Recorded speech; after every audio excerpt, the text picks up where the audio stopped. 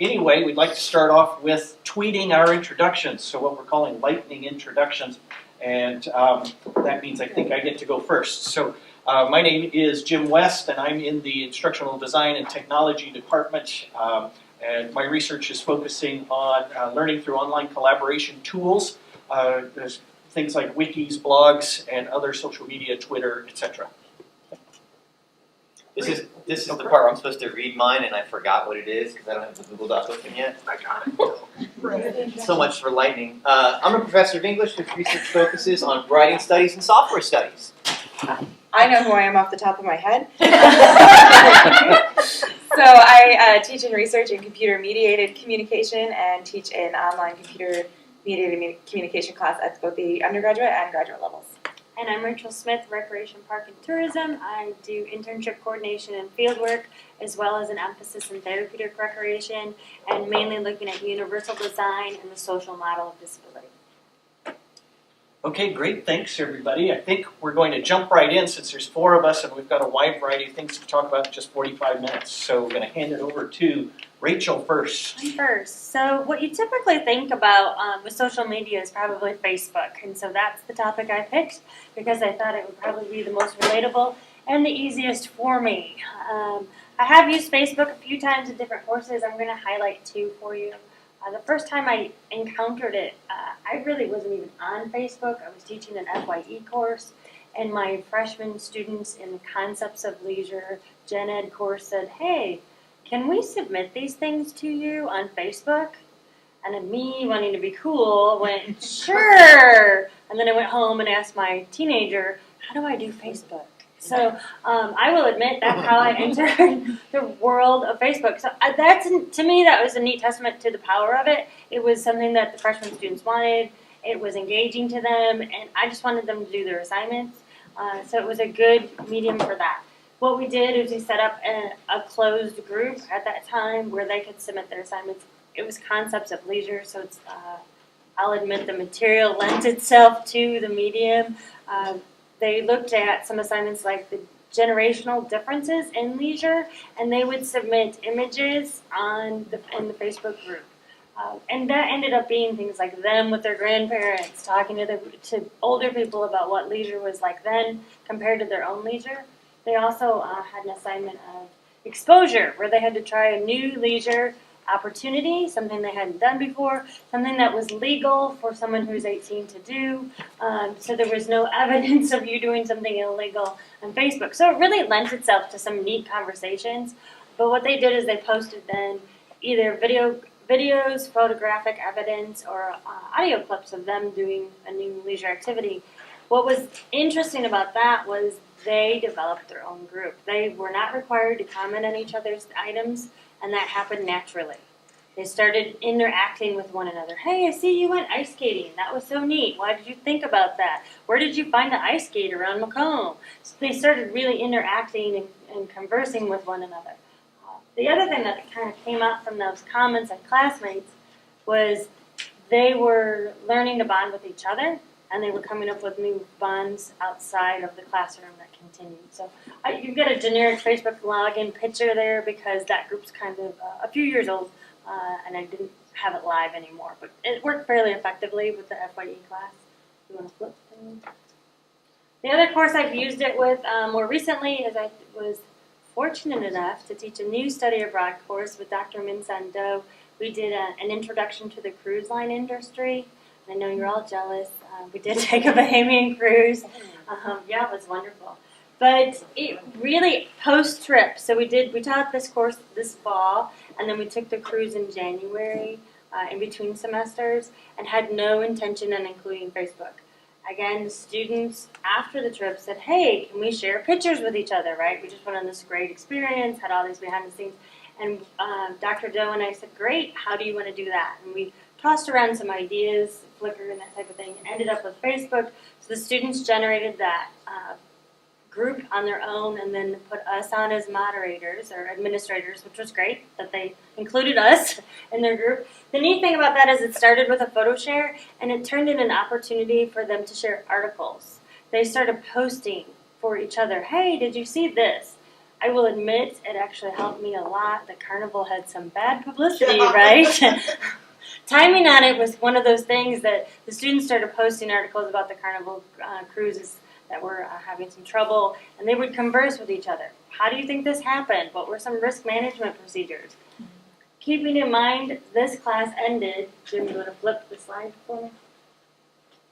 Flip one more for me. Okay. Keep in mind this class is over, okay? That was a fall class they were enrolled in. We did go on the cruise itself in January and they received credit for it after an incomplete, but that class was done. They are still communicating with each other. I think that was a big advantage. I saw that as a wonderful use of Facebook that they even now continue those conversations beyond the, hey, we were in this fun picture together.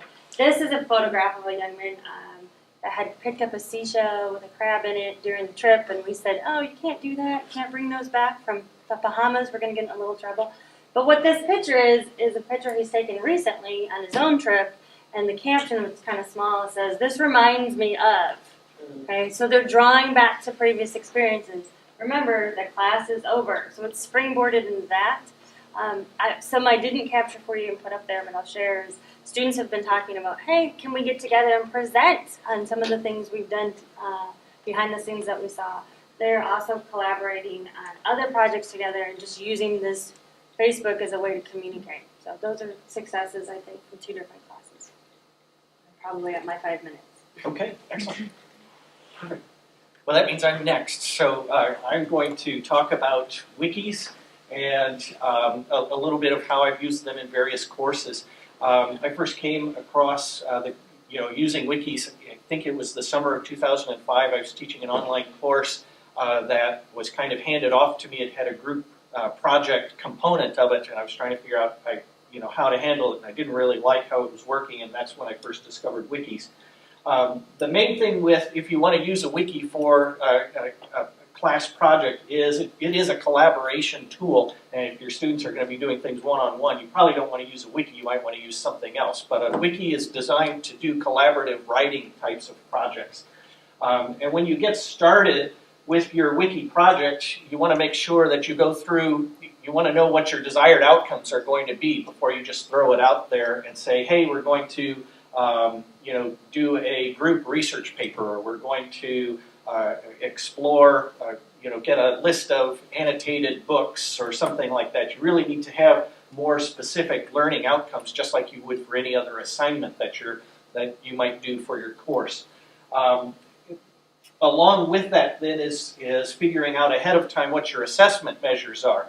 And I've discovered that a wiki does a great job in helping you in coming up with your assessment measures, because not only can you evaluate the end product, the paper, the document, the report, or whatever it is that they created, but you can also evaluate or assess the various students' level of participation in terms of creating that and writing those documents.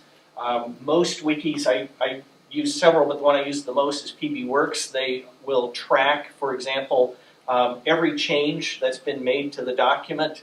And so you can see who made the changes, when did they make it, and get a good feel for those kinds of updates and participation and collaboration that the various groups are doing.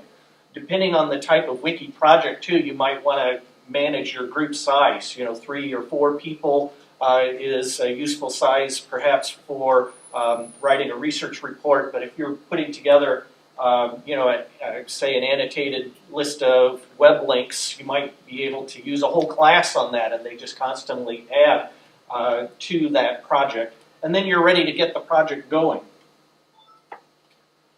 Once the project has started off, you want to make sure you create an atmosphere of trust. Students, I've discovered students in online classes especially, they may not know who their partners are.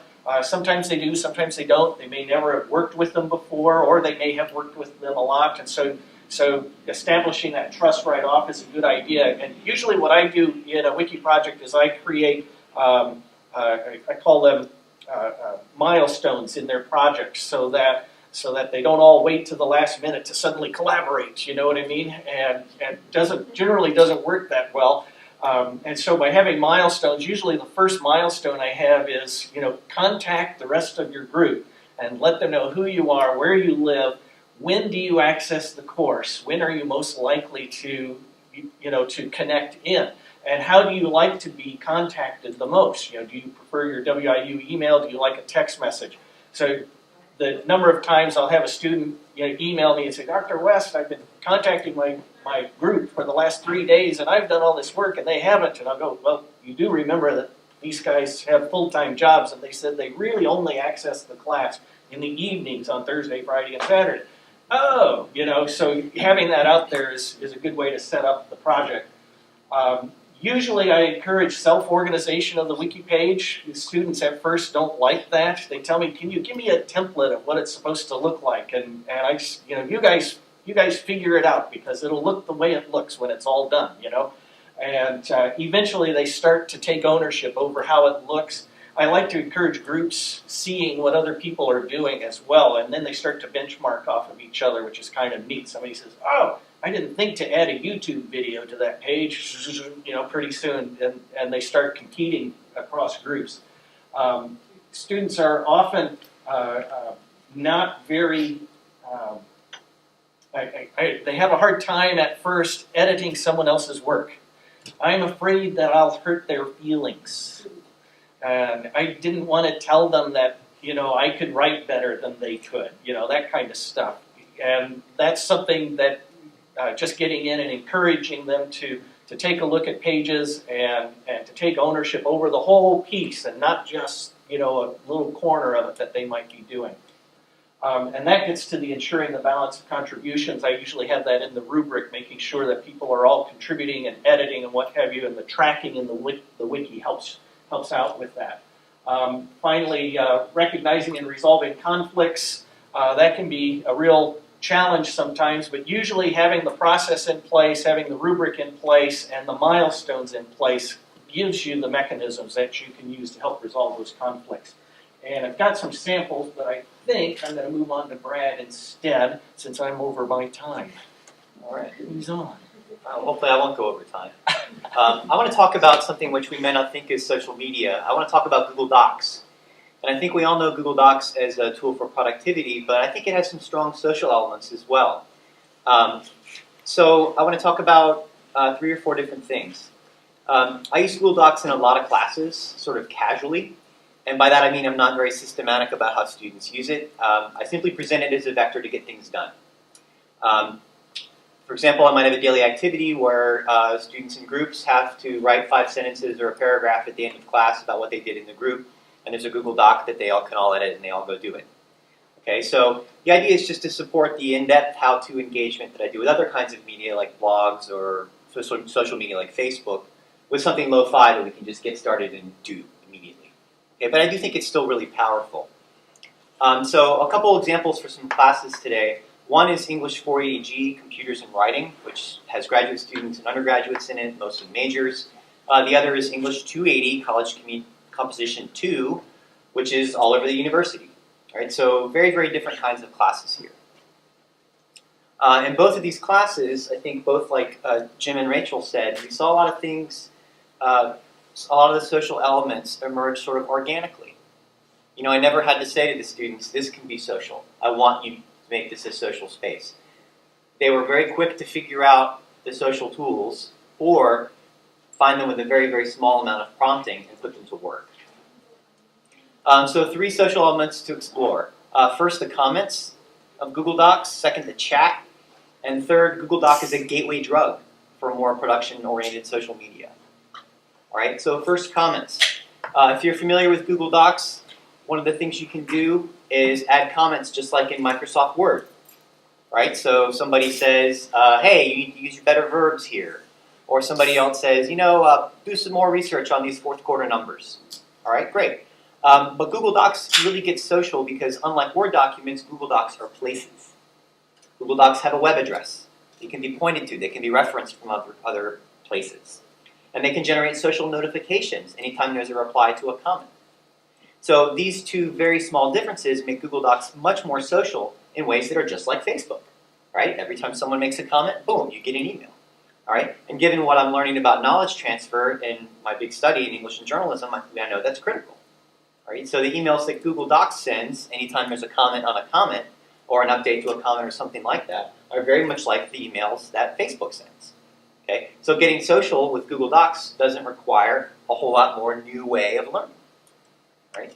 So what I've seen in some classes is students who start to use social media more because they work in small groups and they start something in class and they start commenting on it and they start talking to each other outside of class because they start getting emails every time somebody else goes in there and makes a comment. Sometimes they become Facebook friends. Sometimes they start collaborating on assignments when it's not required. And I think part of this is because of that bridge that Google Docs makes between the document as something you pass back and forth, right, and the document as a location that you can attend to and that starts to take on some agency of its own. All right. The second thing is chat. How many of you knew that Google Docs have a chat feature built in? Nobody. Right? And it's very easy to miss. And I apologize for not having a PowerPoint, just didn't have time to get it done. But if you look on the right side of any Google Docs window, there's a chat feature that there's a little button to click and it just kind of rolls down and boom, away you go to chat. I had a high school teacher that I'm working with on her master's project who discovered, quite to her horror, that students were using this to sort of back channel in her classes. And she promptly killed that by integrating it into an assignment and they never wanted to do it again. But I found it very productive because, you know, again in 280 a couple weeks ago, I had students doing this very small assignment and I actually went up to the projector and flipped open the chat window and just wrote a sentence and boom, they were all in there. And they started chatting with each other, right? And about half of it was, you know, noise, right? But half of it was signal. And the signal pointed directly to the assignment that we were doing, and a lot of the things that we think are the goals of social media we saw happening. They were talking to each other, they were taking conversations from the social media on the screen to the social media, or the social medium of the classroom, and back and forth, which was great. All right. So the last thing is Google Docs is a gateway drug for more kinds of social media. And I'm thinking here of advanced sort of production-oriented stuff, like some of the stuff that Jason was demonstrating. Digo, Mendeley, WordPress, Academia.edu, Pinboard, even YouTube. This is stuff, like again, to use Jason's terminology, you really have to curate, and it takes some serious effort to do it. But again, Google Docs is a good model, because if you have more than 10 Google Docs, you realize that you can't just fling them all in the default space and walk away. You have to get in there and use files and folders and maybe add some tags, and you have to start thinking about how you organize stuff. Okay? So what I've seen is some students, especially graduate students, have realized by curating their Google Docs and then sharing those and getting some feedback based upon them. Well, wait a minute. This has been very productive for me, and I'm getting some feedback based upon what I'm able to do here. Maybe I should take that leap to Digo or Mendeley or something like that and see if that works. So maybe one way to say all of this is that for me, Google Docs helps us keep the media part of social media very, very active in some useful ways. There? Okay, so they've all told you about these great different things that you can do with various social media apps. And then my job today was to talk about some boundary issues that we might feel as both faculty and students. One of the things about social media is that it can break down some of these, I don't want to say barriers, but spaces. Let's go with spaces since I've got a void space invasion up there. Between faculty and students, and it's important on both sides to realize what we're doing and what we're asking people to do. Faculty sometimes say, well, I don't want all my students to be able to find me online necessarily. Students feel the same way about faculty finding them, right? So one of my sort of tips is to what I call a void space invasion. Locke, in a pretty good blog post actually, it created this typology of different spaces. And so things like secret spaces are where you expect that only you and the receiver, like an email or a Facebook chat, right, that only a few people will see it. Group spaces might be things like Facebook or social network sites where you expect that this group that you've delineated will be the one to say it, to see it. And then there's things like publishing spaces that we're talking about, like with the wikis, right? Where you expect more people to see that. You expect more people to see a blog or a publishing space. Same thing with performance spaces, things like Second Life, where you're experimenting with identities. And the idea as you go through this is that if you keep the spaces away from secret spaces, allow students, you could use group spaces in some ways like Rachel does, but she allows students to sign up for those in a way that doesn't bring them, it's just that group. It doesn't bring you into everybody, the rest of their social life. So understanding what mediums you're going to use for what purposes is really important. You don't want to just go and friend everybody on Facebook because they don't necessarily want to be your friend on Facebook.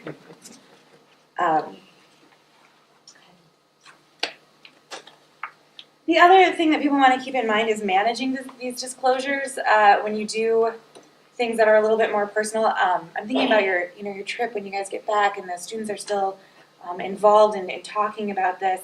There's some level of personal disclosure, not super personal, but like I enjoyed the trip. That's a personal disclosure. And there's a link between instructors doing that, both in the classroom and online, and students liking those people better, which leads to better evals and all those good things, learning outcomes, etc. But also, if disclosures get too personal or too negative, then students don't like that, right? That's too much. They didn't want that kind of relationship with the faculty member. So you want to, again, make sure that if you are going to use Facebook or Twitter or something like that, then the disclosures that your students have access to are disclosures that are at what we would call the orientation level. For those of you who remember like social penetration theory and Ullman and Taylor, those surface level kinds of things, not your deepest, darkest secrets. And you want to keep things positive too, right? If you start having a lot of negative disclosure about a class or the school or something like that, students are going to respond pretty badly to that sort of thing. I'm like sticking to the table. Don't tweet that. Don't tweet that, yeah. We'll leave that one out. I can take a picture. Thank you. Can you go ahead and click? There should be 2 more, yeah. Another issue is friending fairly. This is, the friending term comes from Facebook. I think about it on Twitter too, right? Who you're going to set up that they can follow you. If you could have a private account or a class account. And you need to set those decision rules before you start engaging with social media. So if you're going to friend all of your students who request it, that's a key point, right? Then remember that all of your students are in that pool. What doesn't work is when you say, oh, well, I'll friend this student, but not that student. Or I ran into one just this semester. My rule is I will friend you after you graduate, if you still want to be my friend. Funny, most of them don't. But if you still want to be my friend. And then we had a student reapply and come back for grad school, and I was like, wait a second. You're in. So I want my grad students to have their space to complain about their thesis or whatever it is, and I don't get to see it. There's some context collapse things going on Facebook right now, too, to be aware of.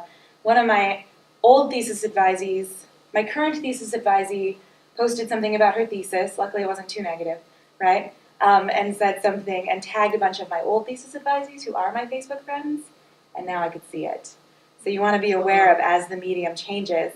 Right, and Jen was just like, I have to run Kappas. Like, not a big deal. But I expect her to have that space where I don't see it. And so then you have to, as the mediums change, you have to think about warning students what you can and can't see. And the other thing the research suggests is very much let the students come to you. So what you're saying about them organically saying, we want to use this, they're going to feel a lot more comfortable with that as like, oh, you're helping me. We're going to use this. It's going to be great. We can carry on these conversations. Then if you go and say, you're going to use, it's going to be Facebook, and we're going to do this. And sometimes you want to do that and use a group space, but you don't want to barge into their territory. Or allow them to have different, I do a Twitter assignment in my CMC class, and I suggest pick a different Twitter handle than your usual one. Start setting up your professional Twitter and use that for this class instead of the one that you follow Macomb problems and all of that kind of thing, right? And then set your own set your own expectations for how available you'll be. Just because they can reach you at any time does not mean you're going to answer at any time. So if you're going to have a Facebook group, set up the expectations, particularly for online classes where they don't see you at a certain time. Say, these are the times I'm going to be available. This is how long you should wait to get a response from me, so that students know that you're there and you're engaging in these media with them but you've got some expectations, and they don't want to be found all the time either, right? You've got some expectations of where you'll meet and what's appropriate for that particular class. That's my 5 minutes, I think. Okay, great. Well, thanks everybody. What we'd like to do now is maybe sum up a little bit about what we've got with our Twitter posts that have come in. If anybody has any questions that came through or other kinds of things, social media on the class seems to work well when students drive the interaction. Was a comment that Bree made. And anyway, I'd like to throw it out to anybody if you have any questions for us, or did somebody tweet and I missed it? Just us, I think. Okay. We've been tweeting like mad up here. So anyway, Q&A session for anybody if you'd like to open up the floor. Can I just ask, how many people have a Twitter account in here besides you four? I actually don't have one. I just use I said I am the Lone Ranger who doesn't have the Twitter account. And it's only because I kind of go back to what Bree said. I think it is important to say, here's how I'm going to use this and investigate it before you start using it. I admit I ran into Facebook full bore and hadn't really looked into it. And I didn't want to make that same mistake with Twitter. I see some great advantages to using it, but I wanted to make sure I'm investigating it thoroughly and knowing what my boundaries are beforehand. Mm-hmm. Yeah, and I haven't been using it very long because I haven't had a smartphone for very long. So. I was just going to ask on the Twitter thing, which I haven't done. At one point, I signed up for an account, and within 10 minutes, I had 15 followers, and I hadn't posted anything yet. It sort of freaked me out, so I canceled my account. I mean, what I like about Facebook is the people that I want as my Facebook friends are my Facebook friends, and other people, they have to I have to accept their invitation or whatever. But with Twitter, as I understand it, anybody who wants to, I signed up for it so I could follow a few people like Neil Astronomer. You can make your Twitter account private as well. Oh, you can. And so I have friends who have a private account, and when it changes, and I suggest this to students in the online class if they don't want people seeing all of the things that they're going to tweet for this class, right? Mm-hmm. The one thing it changes is that Chris Carpenter in our department has an account, but it's private. If I add him to a tweet, it generally won't show up in other people in my network that can see it because he has a private account. But that will but I do have, because mine I keep open because I try to make it professional and try to make different connections. I do have a good chunk of marketers who are following me. Can't talk today. But it just felt like stalking. Yeah, the 15 is really fast. They found you. Yeah. Well, it's bots, and there's bots on every kind of social media, unfortunately. And I mean, some of Twitter's controls for them are good. I think they're probably just about the same as other places. You can block people. I had one this morning, right? Some attractive young lady all of a sudden wanted to be my friend. Just hit the block button, and that was all. One thing that Bree said earlier that I thought was really important is separating your personal Twitter or Facebook or whatever from your professional. And I figured that out. We probably figured that out, but students seem to need to get told that. So I substituted a threaded discussion. I substituted a Twitter discussion instead for one of my classes last semester. And the idea was that as they found interesting web resources, they would tweet the URL, and we would just hit them, bing, bing, bing. Everybody started following each other in the class. One guy just never got the concept that his class Twitter account was also the one where he's going to hang out at the bar and getting smashed tonight, that kind of stuff. It's okay, we need to separate these. Those are good lessons for them, and this is a relatively safe space for them to learn them. Right? There can be some consequences. I had a friend at SDSU who's, someone was complaining about the class using the class hashtag in the class with her real name on Twitter. So he had a conversation with her, right? Whereas if she tried that out in the real world, right, then she'd be fired or something like that. So part of our job if we're going to use this kind of social media things is to teach these kinds of appropriateness norms as well. Yes. I have a question. It's not really exactly what you're talking about. But this semester, we all have this issue where we have students that are using their phone, using their iPad in class, and we're not, there's no They're not need live for them to tweeting. be. Okay.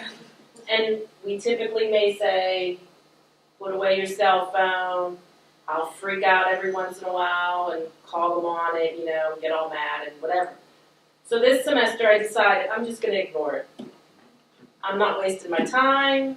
If they want to sit there and do it, fine.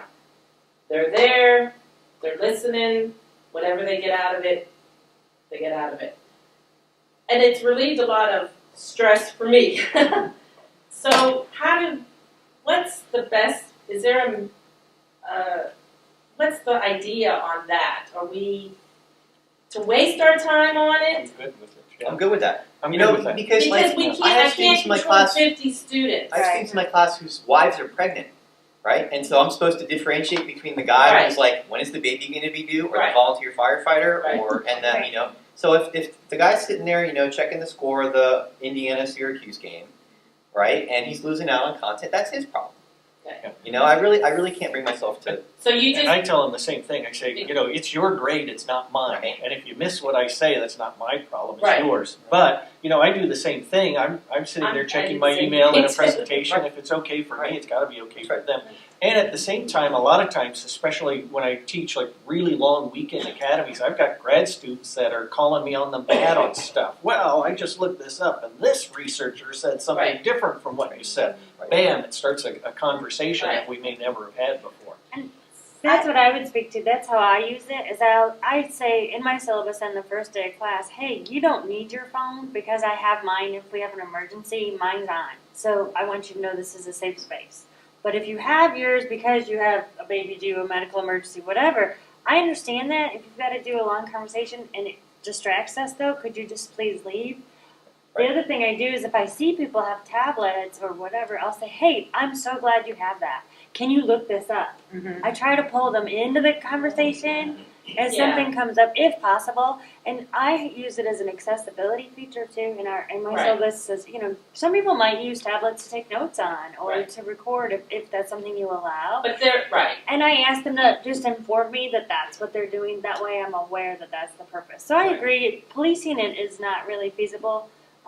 Especially a lot of high schools are allowing it. So that's what we're getting now is from high school they are allowing and encouraging. Right. But it's kind of like what you said. Maybe it's a lesson. Yeah, Because- sometimes I ask. I'm not policing them anymore. So maybe they'll realize. Well, sometimes I Right. ask, and just I'll make this quick point, and then there's some more hands Yeah. too. But if they seem really buried in their phone, I've started asking instead of being like, put it away, because I got embarrassed a couple times. But I've started asking, what are you doing? And sometimes the answer is taking notes. Right? Great. Sometimes we use the phones to Google stuff in the classroom or look something up. They're the teach a stat sequence, so they all use their phones as their calculator, right? Or they'll pull up, oh, I forgot the article today. They'll pull it up off the library website. So I've started seeing more usefulness of the phone, so I used to ban them, and I got to the point that you did and said, it's not worth it. But if they're really buried in, I'll be like, what are you doing? Just to remind them, we're supposed to be here for class. Yeah. And if they're doing something classroom appropriate, that question gets at this classroom appropriate thing that I'm using my phone or my pad for. And if it's not, they're like, nothing, right? And they get the point.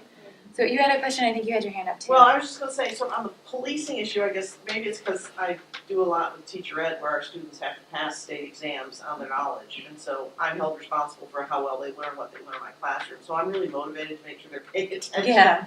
But if it's classroom appropriate use, yeah, I don't have a problem with it. But frequently it's I'm texting my friend about what we're gonna do after class, you know? And it's like, no, that's not allowed. I still police. I don't let them do that because I'm held responsible for how well they're learning material, and Western is going to be held responsible for how well they do on those exams. So I feel like I have an obligation to them to Aren't make they sure they pay attention. I mean, Yeah, isn't they it are, but their you know, responsibility? I'm leaving aside their motivation, which, as you say, they're responsible for their own grades. But it goes beyond that in the case of state mandated tests. So Yep. I think, well, I teach mostly freshmen, And I think it's part of my responsibility to teach them what's appropriate to do in the classroom.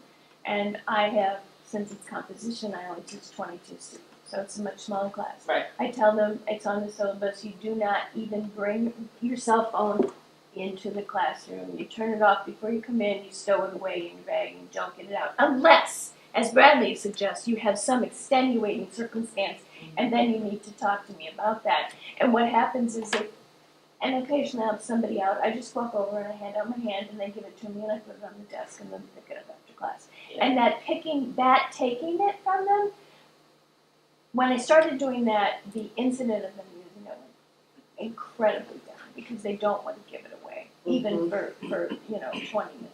So Yeah, I don't want to take it. There's security. it works. Okay, we have a question over here. Yeah, there's kind of a fuzzy line on exams. Yeah, no, they're not Oh, yeah. allowed to exam Right. period. No, there's a clear line on exams. Right. No, there isn't. Let me elaborate on this. This is actually a problem. During an exam where it's multiple choice Scantron, I can joke saying, good, no wireless web assistance, no cell phones, no implants. But during another exam where they can use calculators, they forget the calculator, they've got the cell phone, and they have these really powerful calculator apps on the cell phone. Yeah. Should I allow that? Well, I don't. I did. I allowed it in a case, but then as students were leaving, they saw this cell phone on the desk, and they thought the student was cheating. So I said, in fairness, you can't do that because of these other students, so you got to buy a calculator.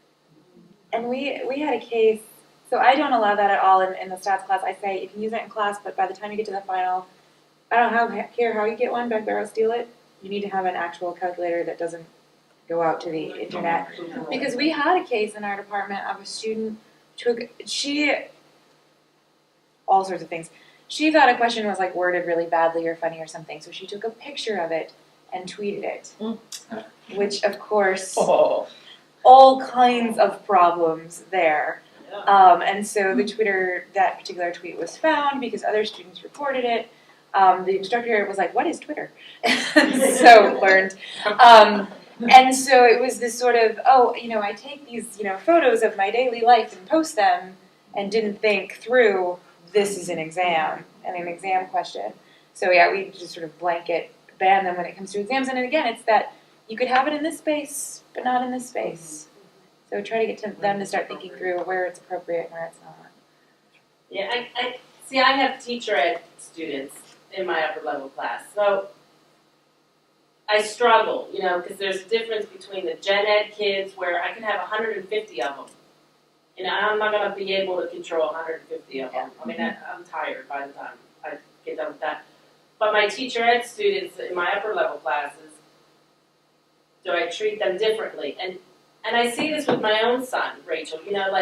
He uses the iPad to read because that's what he has to do. And I'll go into his room and I'll be like, are you reading or are you playing Minecraft? I can't tell what he's doing, so I have to believe him. And he could be doing that in school for all I know. We just trust that he's reading the book that he should be reading. But So it's like this, I think it is an how do we teach opportunity. our teachers Right. to I think we're seeing that at a younger age. How old is your son? third grade? Third grade. Okay, Wow. so third grade, we are Well, seeing it. He needs it for his vision. Right, but I've got junior high and a high schooler, and they're encouraging at the school age that they bring devices. Oh, yeah. It's personal Yeah. device, and so we're seeing that that they're coming into us with this. So as you had said, I think as freshmen, maybe we have a responsibility to teach. How do you have personal accountability and responsibility for your device and those boundaries? Like you said, some spaces and some not. At some point, it is the individual's responsibility. If you choose to sit here and check the game scores versus paying attention, that's your choice. And I do think as faculty we have responsibility to deliver the material, but how they process and what choices they're making in the room, I can't. I'm not in the voting booth with you, so I can't decide how you're going to do it. Well, I'd like to jump in. It's not just mobile devices now. I mean, people have been using Alt-Tab on a PC for 20 years. So students, workers, employees, everybody's been doing what they're supposed to be doing when you're looking over their shoulder and flipping Right. out to solitaire when you're not. Right. You know, so this isn't a problem that's unique to the mobile devices. It's Right. just a different manifestation of it. I want to comment, and I know this isn't gonna affect, and doesn't have anything to do with what anybody does but me, but you might have some ideas after I talk about it. I teach Westlaw Foundation student English. All my 22 students speak Arabic, and they're always translating on their phone. Now, I don't know if they're always translating, and now the other problem comes when I learned Spanish because I've lived in Mexico for 5 years, and I know if you're gonna learn another language, the best way to do it is to start thinking in the other language. So now I taught the first 8 weeks, and I'm telling them, you have to start thinking in English now, because I'm teaching the days of the week and the months of the year and the ordinal numbers kindergarten, okay? And I love it. It's really rewarding. But that phone and the translation part of it, and whether they're doing that or tweeting to somebody or whatever, it's really frustrating. I think, you have to think about what's the best pedagogy for what you're doing, right? Because if the phone if they're using that as a crutch, and that's not the best way to learn, then you say you need to do something else.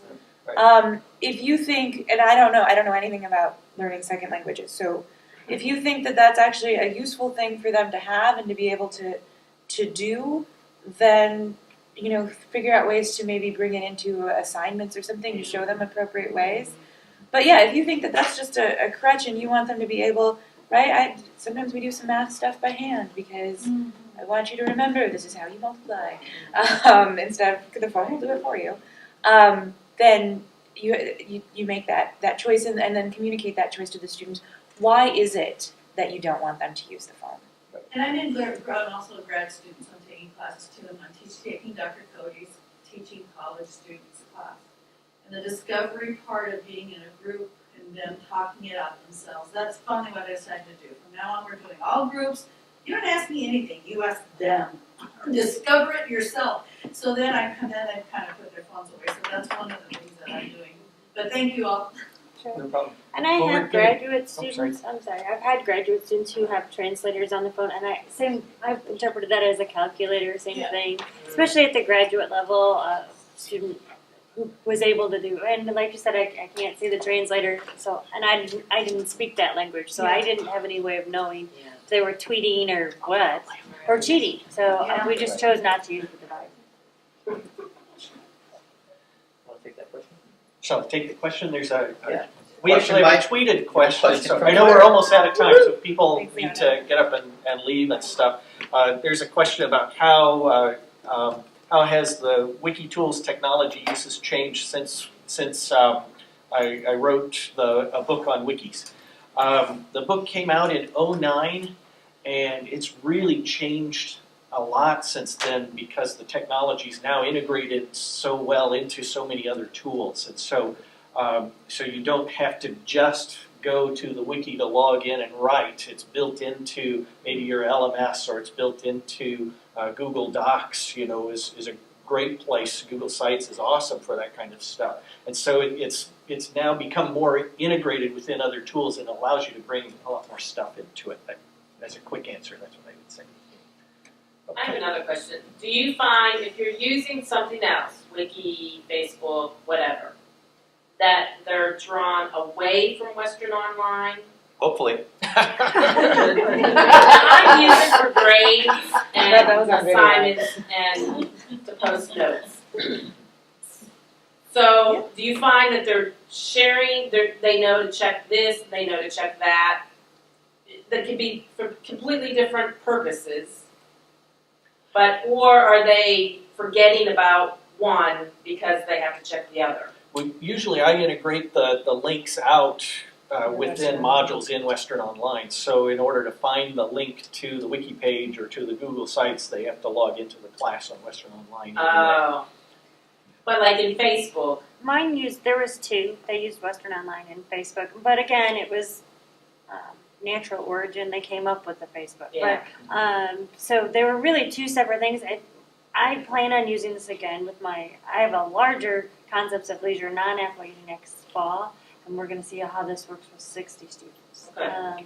And maybe we need to have another panel, and I'll tell you how that worked out. Okay. But the plan is not to have it integrated in Western Aligned, but they'll use both. Don't use And that. I don't think students have that problem. They might have 5 or 6 different faculty members who are all using different tools and devices, and they learn, here's how to use this for Brad's Yes. class, here's how to use it for Bree's. Yeah.